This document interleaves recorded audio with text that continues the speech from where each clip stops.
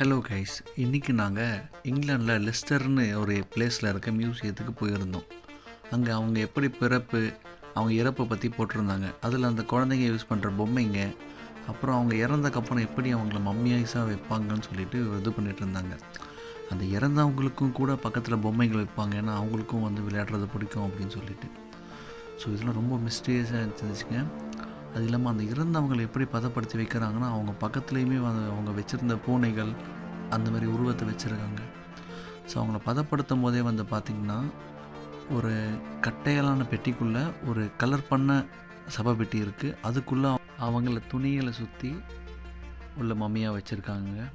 இதை வீடியோவில் பார்க்குறத நேரில் பார்க்குறதுக்கு ரொம்ப பயமாகவே இருந்துச்சு. ஏன்னா அந்த மம்மி வந்து பார்த்திங்கன்னா இன்னும் நேற்று இறந்த ஒரு பொண்ணத்தை போல தான் இருந்துச்சு கைஸ். அது ரொம்ப பயமாக இருந்துச்சு, அது சொல்லவே வார்த்தை இல்லை.